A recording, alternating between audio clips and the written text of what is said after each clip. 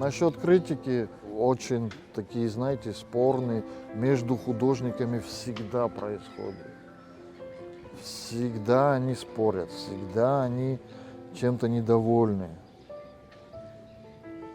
Это, мне кажется, что это во все века и везде, во всех странах однотипно.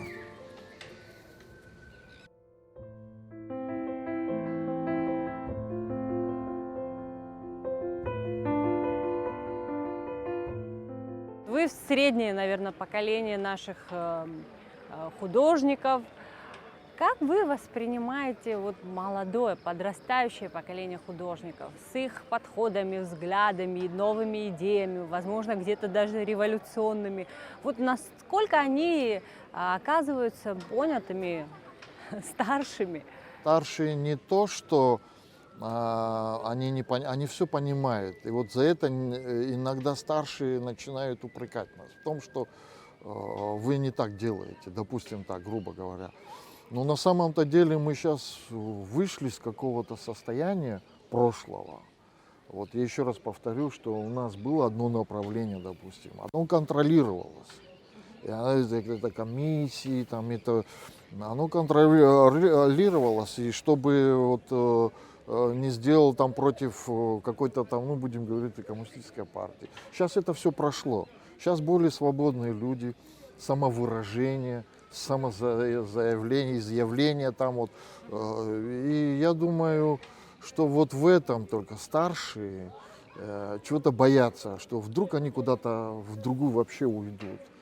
Но на самом деле все зависит все-таки от школы, от института, как ты подготовишь студента, как ты подготовишь.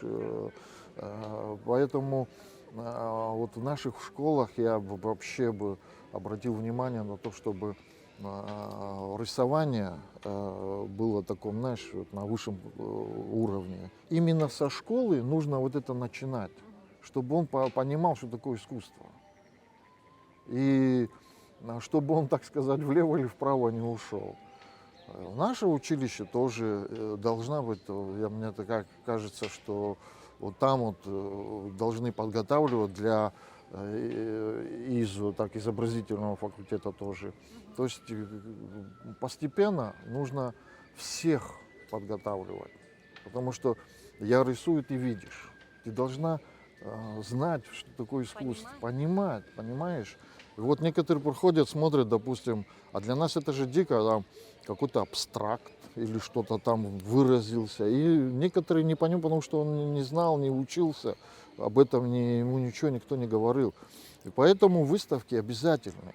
То есть для того, чтобы... И потом нам же не хватит тактичности сказать, что, ну, не совсем понимаю, объясните, расскажите. Мы, наоборот, выражаем открыто свои мысли, эмоции, говорим о том, что я не понимаю, что за непонятно что. Вот это надо Насколько это вас обижает?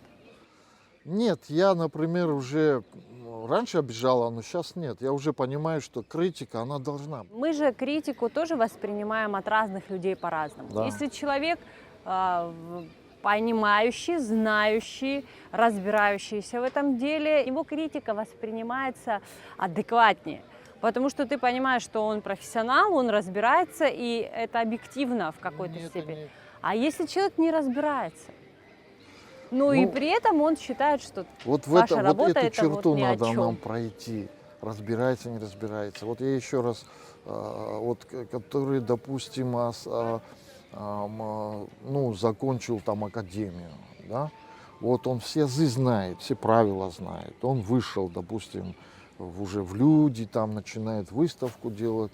И ты имеешь в виду и какой-то неуч, да, допустим, захотел свои работы выставить. Кстати, между прочим, они больше обращают, ну, сейчас не буду говорить, ну, на Западе, допустим, или там, они теперь больше обращают на тех людей, которые самоучкой занимают. То есть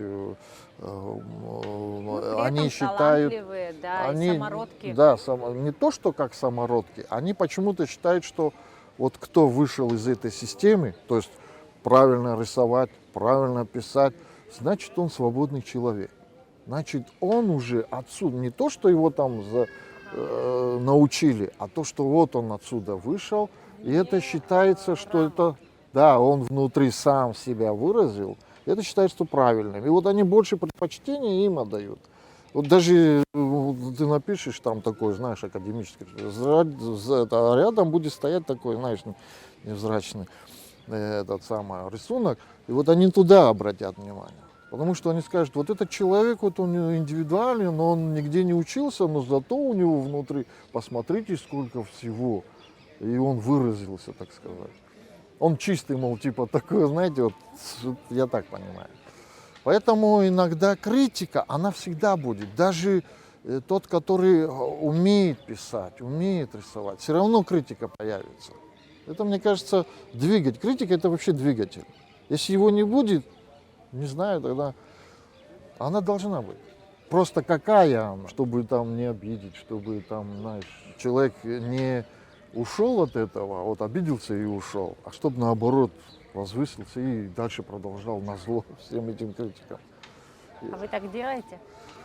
Да, я иногда, да, я вот уже готов ко всем критикам. Я уже знаю, что будет по-любому какая-то критика, что-то кто-то про меня скажет, что-то. Я думаю, что это наоборот хорошо. А что То есть вами ты вот начинаешь- болезненнее всего воспринималось из критики? Вы можете вспомнить? Ну, там много, сейчас не хочу говорить, есть там много, что я не то делаю. Это обычно как. Что я не то делаю, что ты не так пишешь, ну, вот это и как раз грубая критика. Когда вот люди Неправильно подходят, смешиваешь краски? даже так иногда, вот ты неправильный цвет подобрал, ты не то сделал, ну, бывает и такое. Бывает и такое. А видение самого автора, художника Они все такие. никак не Это нет, учитывается? это мне кажется, знаете, что даже у меня есть такое, наверное. Вот я, если не смог написать такое, как он, допустим, но я все равно его укусить могу. Ну, вот это, мне кажется, это уже у всех такое есть.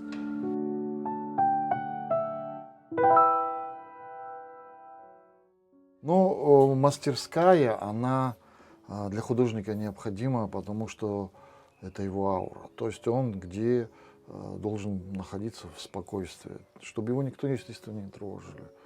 Вот, особенно, когда он творчески начинает работать. Он вообще художник. Мне как сами вот, учителя говорили, что если ты начинаешь работать для выставки, то есть уже готовишься к выставочному такому периоду, ты должен вообще меньше общаться с художником. Это мне посоветовал сам мастер. Чтобы его работы художников не влияли на него, вот его мысли, идеи, и вот эти впечатления, чтобы они были единые у него. И вот он закрывается в мастерской и начинает над собой работать. Это такое, чтобы не было влияния со стороны. Ну, естественно, она там тишина должна быть. И вот меня, например, иногда кто-то, если меня зовет, вот я начинаю работать, и меня это раздражает. Хотя, между прочим, я, например, когда на пленере на улице, у меня там наоборот. Я общаться хочу. Вот кто-то подойдет рядом, станет и говорит, можно с вами пообщаться? Я говорю, а я не буду мешать? Я говорю, нет, не будете, наоборот. А там наоборот у меня на улице. А вот когда вот здесь мне не должен никто мешать.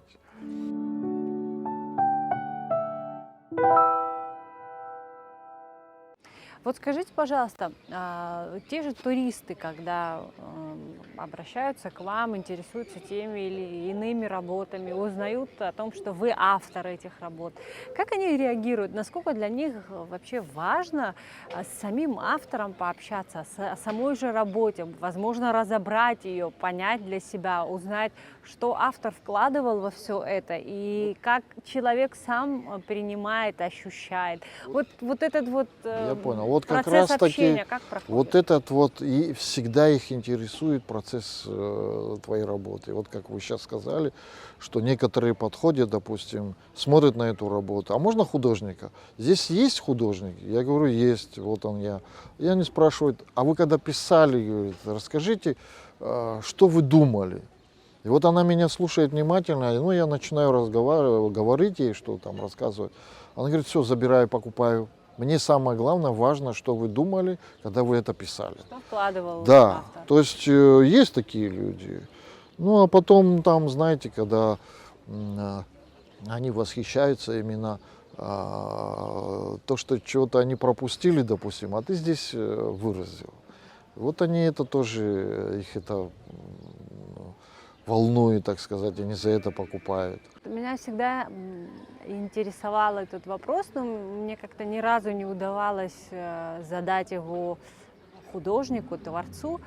В больших городах художники так и работают на улицах. У туристов есть возможность пообщаться с ними, опять-таки, как и с вами, узнать, что вкладывал автор в ту или иную работу. Но при всем этом вот не смущает ли автора вот именно такого рода работа? Не принижает ли, может быть, в какой-то степени? Или, ну вот считается, что, возможно, это не статусно, еще вот там стоять и реализовывать свои же работы. Вот какое ваше личное отношение ко всему этому? Раз уж вы пошли на это, значит, вы считаете, что в этом есть и другой момент, возможно, это вас вдохновляет, воодушевляет. Скорее всего, вдохновляет. Еще какие-то такие моменты. Скорее всего, вдохновляет, просто ты уже привыкаешь, что ты людям нужен, что тебя просто уже просят, вот многие просят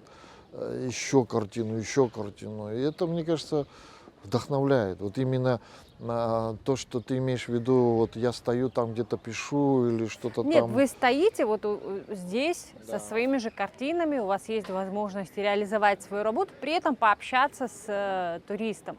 Ну, я как понимаю, абсолютно никакого смущения в этом нет. Нет, Ну вот нет. первые шаги, какие они были? Первый, Тяжело да, было? первый тяжело было. Первые шаги, естественно, тяжело было.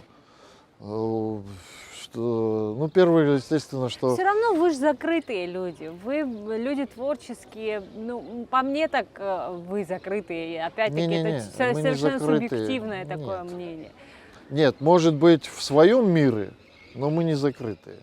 Наоборот, да, есть такой характер боязни, стеснения. Есть, вот они стесняются, боятся, вот с ними, да, трудно.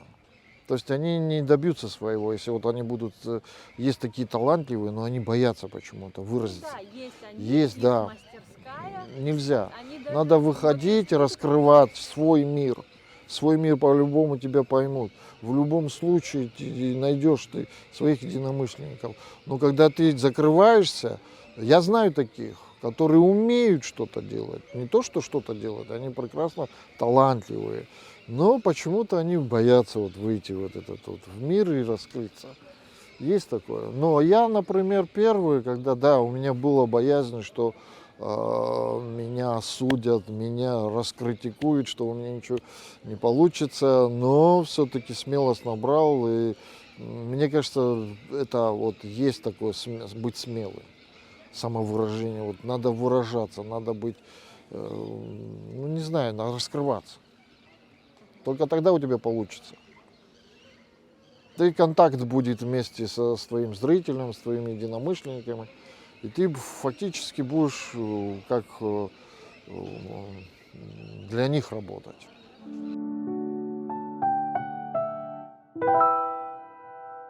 Насколько важно для художника иметь вот своего зрителя, почитателя, любителя своего творчества? Потому что вы сами сказали, что есть подходы разные, каждый видит по-своему, но при этом важно, что у каждого есть вот своя аудитория, так скажем. Есть своя аудитория, тем более, если можно так выразиться, на сегодняшний день какая-то свобода есть. Раньше, допустим, как-то требовательность какая-то была вот в одном направлении, а сегодня уже ты находишь своих единомышленников. Они тебя понимают. И эта аудитория, вот выставляешься, ты свободно. Можно даже и на улице выставиться. А люди поймут тебя и придут, те, которые тебя понимают. Это Они хорошо приходят. или плохо? Это хорошо. Ты востребован, ты чувствуешь, ты живешь этим. Вот ты пишешь, ну, знаешь, что ты уже не зря пишешь, что тебя понимают. Ну вот с другой стороны, смотрите, мы же говорим о том, что для того, чтобы сформировать какой-то там культурный облик, еще что-то, нужно качество. Это другое направление. Качество. Да, А это если вот то, что мы выставляем, не соответствует ни правилам, ни качеству, ничему в принципе, я сейчас условно, да, я понял. но при этом у этого там, направления или у этого автора, художника, кто бы он там ни был, есть своя аудитория, свои почитатели. Это совсем ли это хорошо или все-таки тут Нет, смотрите, спорный если момент? выставка для чего нужна? Он о себе заявляет. Выставка, вот он сделал свои работы, он выставился, он как бы заявил о своих мыслях, о своей идее, он выразился. Не имеет значения, в какой там технологии, технике он выразился, но люди приходят на эту выставку. Должна быть свобода. Вот люди приходят, если он академист, ради бога, пускай академические работы выставляет. Если он просто, даже любители некоторые заявляют о себе, просто он пишет, и он хотел выставиться, это же нормально. Люди пришли, посмотрели, сделали вывод, и может быть ему подскажут что-то, или может быть наоборот возвысят его. Самое главное, что позитивности было побольше. Не такой, знаете, вот как некоторые использовали там для каких-то целей, знаете, там против, там даже в политику влезает, там что-то кого-то. Вот позитивность, я имею в виду, чтобы красиво, какие-то есть другие вещи добрые, черт его знает, как выразиться. Есть такие вещи тоже.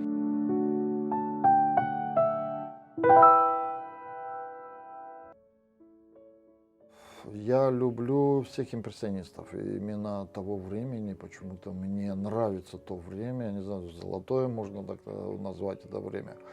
Это вот это Франция, это переулки, это улочки, это пикники. И именно вот тогда импрессионисты заявили о том, что вот надо под впечатлением выходить на природу и писать быстро. Вот, ну, впечатление, вот зафиксировал этот момент и написал. Вот. И из всех, ну там и Сюра тоже, пуантализм мне нравилось. Одно время я старался подражать, но не пуантализм, а как бы такими черточками делал, такими короткими мазками, тонкими короткими мазками. Вот. И вот Клод Моне и Эдуард Моне, они, у них различие, между прочим, тот Эдуард Моне, он писал широкими мазками и более яркими цветами, чем, допустим, Клод Моне. Вот. И Клод Моне больше старался с природой, вот, а Моне он больше старался с людьми. Как раз сейчас время традиционного вопроса. Скажите, пожалуйста, кто ваш самый любимый автор, художник, и какая работа того же автора больше всего вас впечатлила? Боюсь сказать, что именно конкретно любимая работа, но предпочтение дают вот «Завтрак на траве».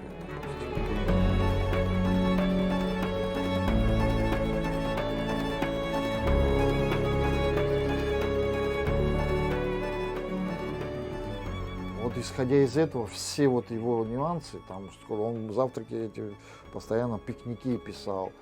Вот я не знаю, ну, пройдет время, может и другое захочется за другого сказать. Но вот сейчас предпочтение я даю более мне ближе, так сказать. Вот и краски мне нравятся, и там он не сильно конкретизирует, там, допустим, но в общем создал ту ауру и того времени.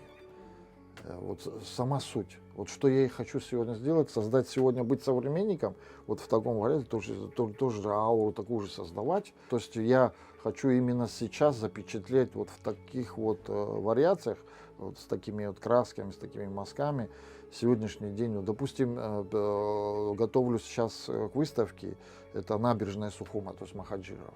Я хочу его полностью задействовать, показать фрагментально, уже есть всех там и кафе, и вот эти вечерние, и даже можно и пикник тоже сделать там. Вот такая у меня сейчас задача. Вот, я хочу сделать выставку. То есть сегодняшний день показать.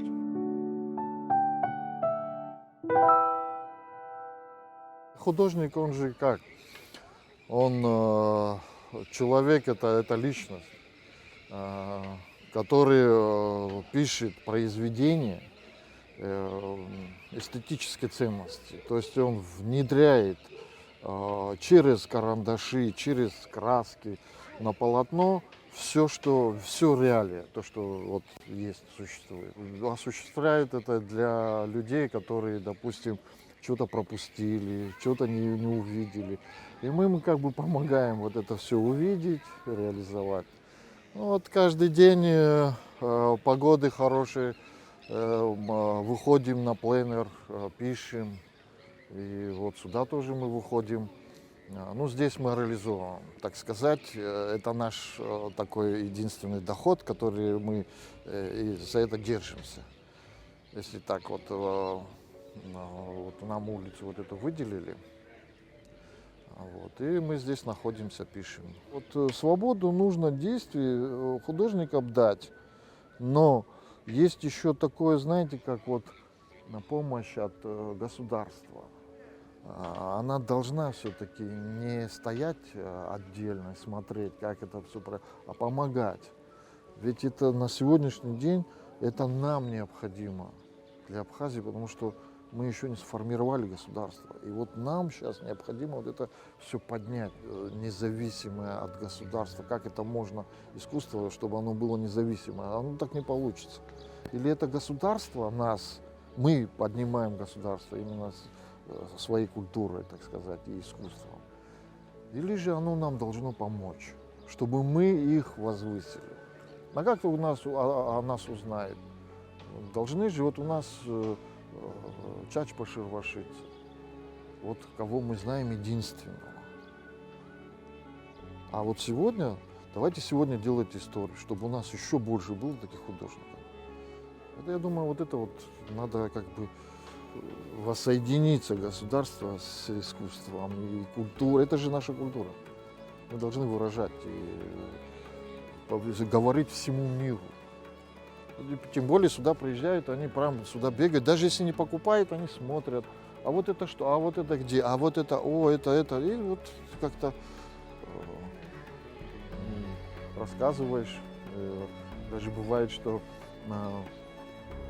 они приходят и вот просто разговариваем, говорим наши ценности, которые у нас есть. Они с удовольствием слушают.